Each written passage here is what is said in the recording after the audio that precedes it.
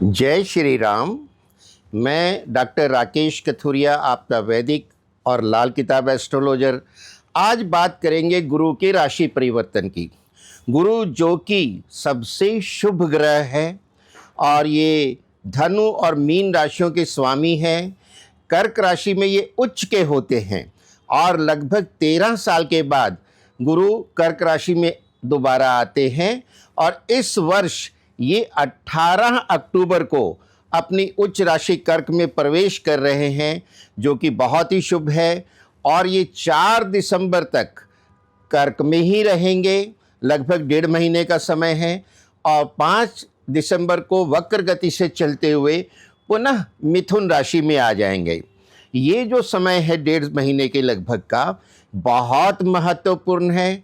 गुरु कर्क राशि में बहुत ही शुभ फल देते हैं और ये अपनी पंचम दृष्टि से वृश्चिक राशि को देखेंगे, जो कि जल तत्व की है, और सप्तम दृष्टि से मकर राशि को देखेंगे, भूमि तत्व की शनिदेव जी की राशि है, और नवम दृष्टि से अपनी ही जल तत्व की राशि मीन को देखेंगे, जिसमें शनि देव जी वक्र गति से चल रहे हैं।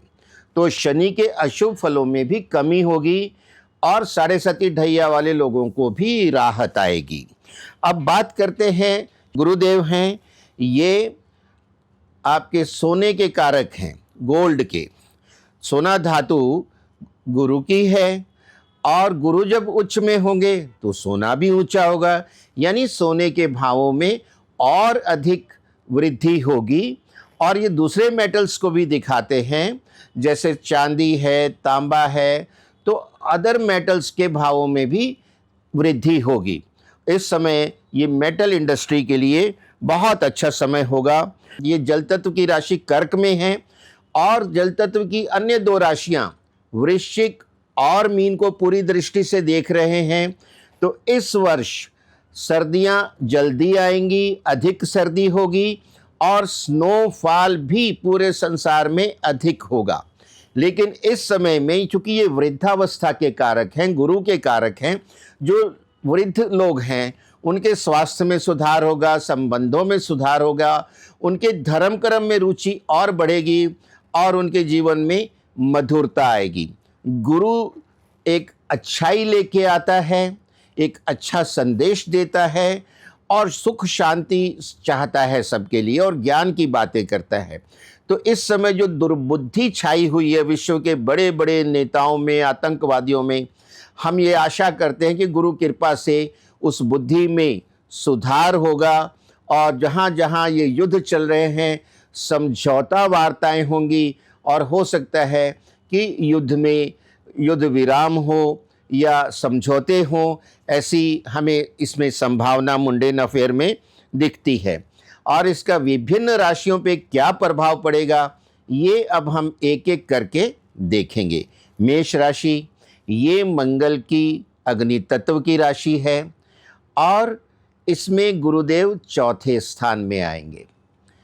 लाल किताब ये कहती कि चौथे स्थान में गुरु इंद्र पद दिलाता है, यानी इनको भूमि, भवन, माता वाहन के सुखों में वृद्धि होगी, इनकी प्रमोशन होगी, इनको व्यापार में लाभ होगा और इनकी विदेश यात्राएं जो हैं, गुरु चूँकि नवम दृष्टि से द्वादश भाव को देख रहे हैं, विदेश यात्राओं में इनको राहत मिलेगी, अधिक विदेश यात्राएं कर पाएंगे, या कहीं वीज़ा रुका है तो वीज़ा क्लियर हो जाएगा और इनका अध्यात्म की तरफ झुकाव बढ़ेगा। ये विष्णु सहस्त्र नाम का पाठ करते रहें और भी शुभता बढ़ेगी। वृषभ राशि, यह शुक्र की सौंदर्य की राशि है, कलात्मक राशि है और इसमें तृतीय भाव में गुरु उच्च के होके आएंगे। तृतीय भाव भाई बहनों का, संबंधों का, पराक्रम का है, तो इनके भाई बहनों के साथ संबंध अच्छे होंगे। ये मीडिया का भाव भी है, तो जो वृषभ राशि के लोग मीडिया से जुड़े हैं, यूट्यूब से जुड़े हैं, सोशल मीडिया में हैं, उनके जो कारोबार में वृद्धि होगी, उनके व्यूअर्स बढ़ेंगे, उनकी नेम फेम बढ़ेगी, अच्छे सलाहकार बनेंगे ये, और इनकी धर्म कर्म में भी रुचि बढ़ेगी, क्योंकि नवम भाव को पूर्ण दृष्टि से गुरुदेव देख रहे हैं, लाभ स्थान को भी देख रहे हैं। इनका कोई रुका हुआ कहीं धन है तो वो भी वापस मिलेगा। ये विष्णु सहस्त्र नाम का पाठ करते रहें, साथ में सिद्ध कुंजिका स्तोत्र का पाठ भी करें तो और ज़्यादा शुभ फलों की प्राप्ति होगी। मिथुन राशि की बात करेंगे। ये भचक्कर की तीसरी राशि है और इसके स्वामी मिथुन हैं। ये संचार की, व्यापार की और क्रिएटिविटी की राशि है। गुरु इनके धन भाव में उच्च के होकर विचरण करेंगे तो निश्चय ही इनके धन में, व्यापार में वृद्धि होगी। कहीं कोई रुका हुआ पैसा है वो वापस आएगा। नया कोई कारोबार शुरू करना चाहते हैं कर सकते हैं और इनके परिवार में वृद्धि होगी।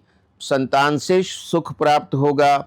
इनको मित्रों का पूरा सहयोग मिलेगा, भाई बहनों का पूरा सहयोग मिलेगा। ये डेली माथे, नाभि और जीभ पे केसर लगाएं और विष्णु सहस्त्र नाम का पाठ करते रहें, समय और भी अच्छा हो जाएगा। अब बात करते हैं कर्क राशि की। ये चंद्रमा की जल तत्व की राशि है और ये समुद्र को भी इंडिकेट करती है, जलाशयों को इंडिकेट करती है। तो गुरुदेव कर्क राशि में ही आ रहे हैं और उच्च के हो रहे हैं। ये इनके परम मित्र चंद्रमा की राशि है। इससे इनका यश, कीर्ति, मान बढ़ेगा। शिक्षा अध्ययन में इनको सफलता मिलेगी, प्रतियोगिता परीक्षा में सफलता मिलेगी। उच्च शिक्षा के लिए ये विदेश भी जा सकते हैं। इनमें पति पत्नी में प्यार बढ़ेगा। जो विवाह योग्य युवक युवतियां हैं उनके विवाह के सुअवसर मिलेंगे। गर्भाधारण के लिए ये बहुत शुभ समय है। धर्म कर्म में भी रुचि बढ़ेगी। विष्णु सहस्त्र नाम का जाप करते रहें और पीपल वृक्ष को हल्दी युक्त जल समर्पित करें। लेकिन याद रहे, पीपल वृक्ष को रविवार को जल नहीं दिया जाता। अगली राशि है सिंह। ये भगवान सूर्य नारायण ग्रह मंडल के राजा की राशि है, जो कि शेर हैं, लियो कहलाते हैं, सिंह हैं और ये अग्नि तत्व की राशि है। गुरुदेव उच्च के होके इसके द्वादश भाव में हैं। ये विदेश का और खर्चे का भाव है। ऐसे लोगों का धर्म कर्म पे खर्चा होगा।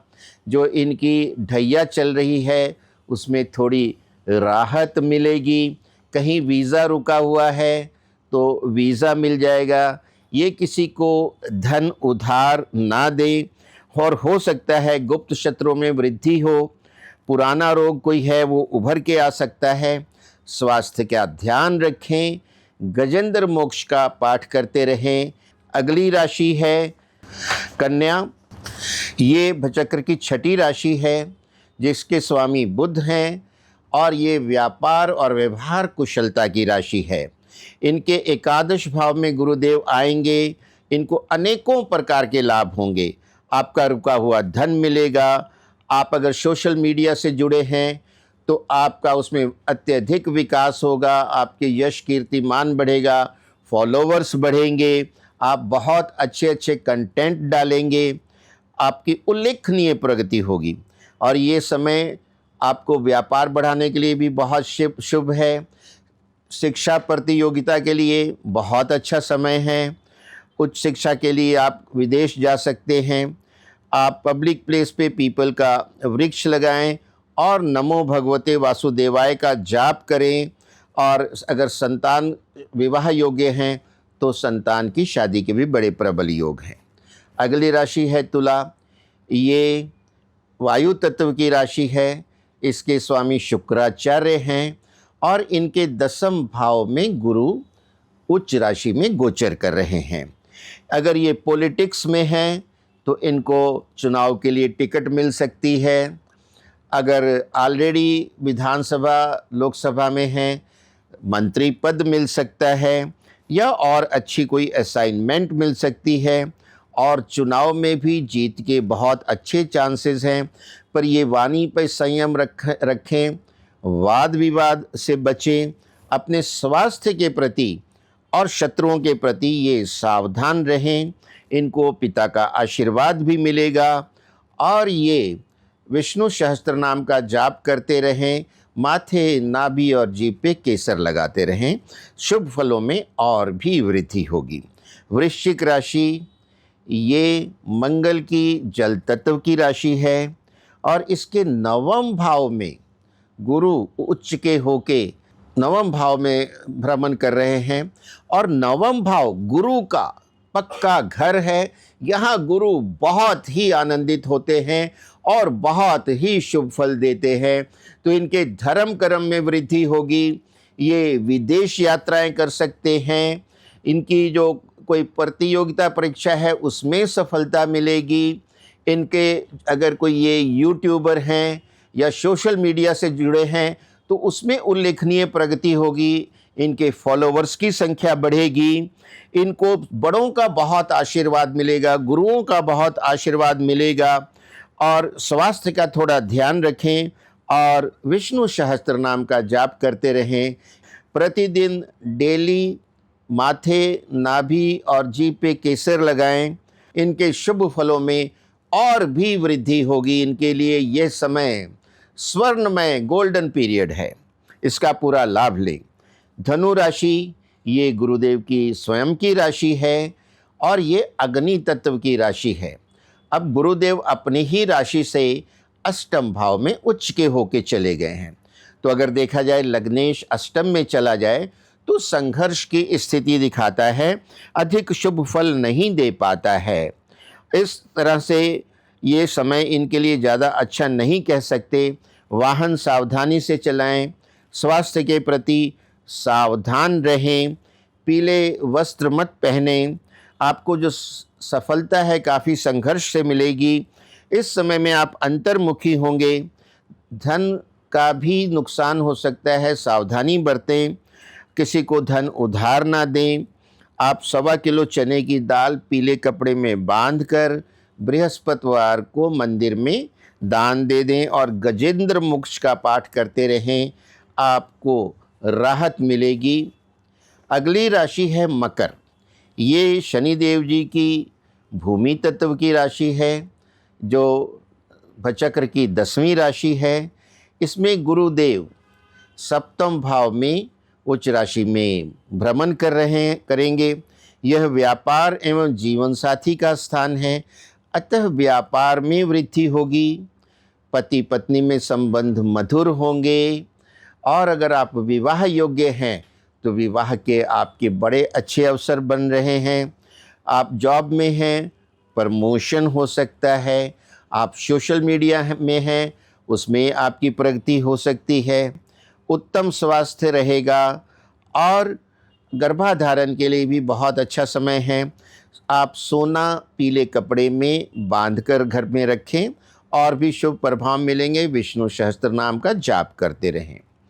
कुंभ राशि, ये शनिदेव जी की वायु तत्व की राशि है, पर ग्रह भेद से ये जल तत्व की राशि भी कहलाती है और गुरु इसमें छठे भाव में भ्रमण करेंगे।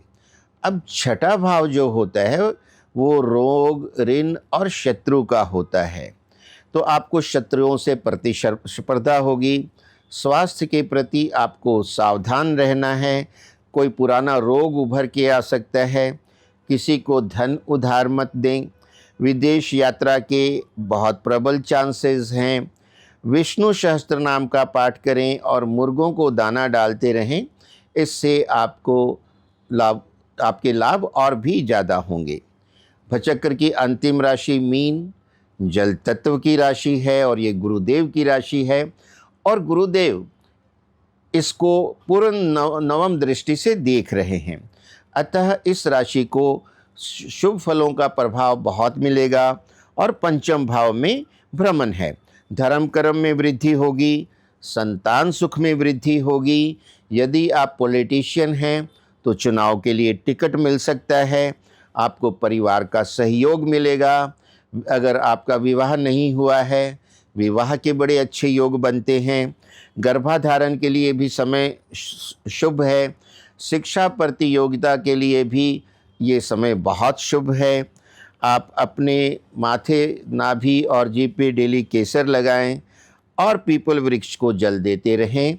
आपके शुभ फलों में और ज़्यादा वृद्धि होगी।